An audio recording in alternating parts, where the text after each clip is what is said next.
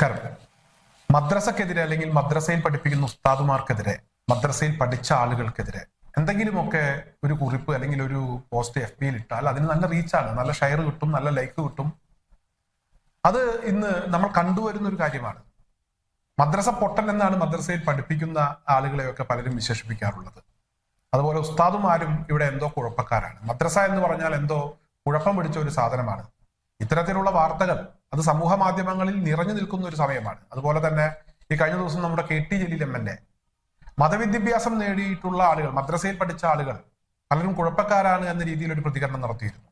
അതിന് RSSന്റെ പിന്തുണ കിട്ടി. അതുപോലെ തന്നെ PC ജോർജൊക്കെ ജലീലിനെ പിന്തുണച്ച് രംഗത്തെത്തി. ഞാൻ പറയുന്നത് അത് തന്നെയാണ് എന്നാണ് PC ജോർജ് പറഞ്ഞത്. എന്തായാലും ഇത്തരത്തിലുള്ള വാർത്തകൾ പ്രചരിക്കുന്നതിനിടെ മദ്രസയിൽ പഠിച്ച ആളുകൾക്കും അതുപോലെ തന്നെ പഠിപ്പിക്കുന്ന ആളുകൾക്കുമൊക്കെ അഭിമാനിക്കാൻ വകയുണ്ട്. അത്തരത്തിലൊരു വാർത്ത ഇന്ന് എന്റെ ശ്രദ്ധയിൽപ്പെട്ടു. ഫേസ്ബുക്കിലാണ് ആ വാർത്ത ആരോ പോസ്റ്റ് ചെയ്തിരുന്നത്. സുപ്രഭാതം പത്രത്തിൽ വന്നൊരു വാർത്തയാണ്. ഇവിടെ വാർത്തയിൽ പറയുന്ന ആളെ കുറിച്ച് എനിക്ക് കാര്യമായ അറിവൊന്നുമില്ല. എന്തായാലും ഒരു പത്രത്തിൽ വന്ന വാർത്തയാണല്ലോ, അതുകൊണ്ട് ആ ഒരു വിവരം ഞാൻ നിങ്ങളിലേക്ക് ഒന്ന് എത്തിക്കാൻ ശ്രമിക്കുകയാണ്.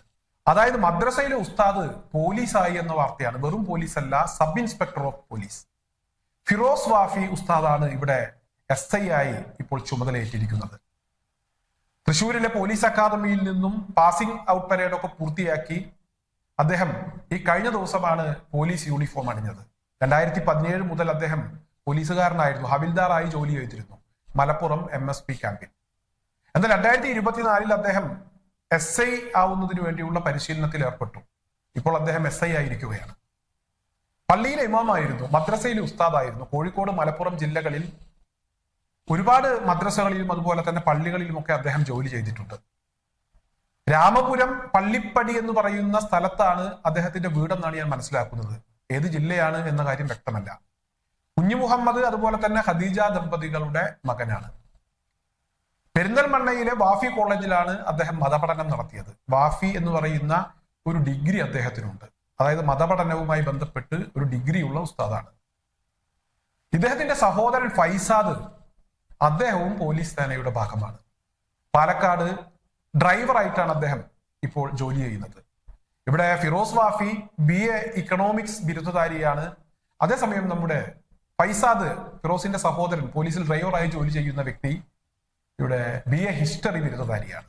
ഭൗതിക വിദ്യാഭ്യാസം നേടിയിട്ടുണ്ട്. അതോടൊപ്പം തന്നെ ആത്മീയ വിദ്യാഭ്യാസവും കരസ്ഥമാക്കാൻ കഴിഞ്ഞിട്ടുണ്ട്. ഇവിടെ ഒരു കാര്യം, മദ്രസക്കെതിരെ അല്ലെങ്കിൽ മദ്രസ പൊട്ടൻ എന്ന് വിളിച്ച് ആക്ഷേപിക്കുന്ന ആളുകളോട്, ഉസ്താദുമാരെ കളിയാക്കുന്ന ആളുകളോട് എനിക്ക് പറയാനുള്ളത്, മദ്രസയിൽ രാജ്യസ്നേഹത്തെ കുറിച്ച് പഠിപ്പിക്കുന്ന ഒരു സ്ഥലമാണ്. രാജ്യസ്നേഹം വേണ്ട എന്ന് മദ്രസയിൽ പറഞ്ഞിട്ടില്ല. അതുപോലെ തന്നെ ഖുർആൻ പഠിക്കുന്ന ആളുകൾക്ക് രാജ്യസ്നേഹം വേണ്ട എന്നൊന്നും ആരും പഠിപ്പിക്കുന്നില്ല. അത്തരത്തിലുള്ള പ്രചരണങ്ങളാണ് വ്യാപകമായി നടക്കുന്നത്. അതുകൊണ്ടാണ് ഞാനത് എടുത്തു പറയുന്നത്. ഇവിടെ ഖദീജ കുഞ്ഞി മുഹമ്മദ് ദമ്പതികൾക്ക് 6 മക്കളാണ്. ഈ 6 മക്കളിൽ 2 പേർ നമ്മുടെ കേരള പോലീസിന്റെ ഭാഗമായി. അതുപോലെ മദ്രസയിൽ പഠിച്ച എത്രയോ ആളുകൾ നമ്മുടെ രാജ്യത്തിന്റെ സുരക്ഷയുമായി ബന്ധപ്പെട്ട് പട്ടാളത്തിൽ ജോലി ചെയ്യുന്നുണ്ട്, ഉന്നതമായ സ്ഥാനങ്ങളിൽ ഇരിക്കുന്നുണ്ട്.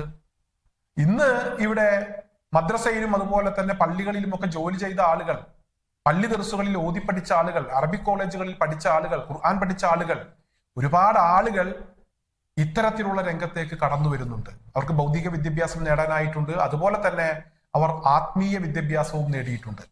നേരത്തെ ഇത്തരത്തിലുള്ള ആളുകൾ ഉണ്ടായിരുന്നില്ല. അതിന്റെ ഒരു പ്രധാനപ്പെട്ട കാരണം വിദ്യാഭ്യാസവുമായി ബന്ധപ്പെട്ടുള്ള പ്രശ്നങ്ങളാണ്. ഭൗതിക വിദ്യാഭ്യാസം നേടാൻ കഴിഞ്ഞിരുന്നില്ല. ഒരുപാട് പുറകിലായിരുന്നു. സാമ്പത്തിക പ്രശ്നങ്ങൾ ഉണ്ടായിരുന്നു. അതുപോലെ തന്നെ മറ്റ് പല വിധത്തിലുള്ള പ്രശ്നങ്ങളും അവർ അഭിമുഖീകരിച്ചിരുന്നു.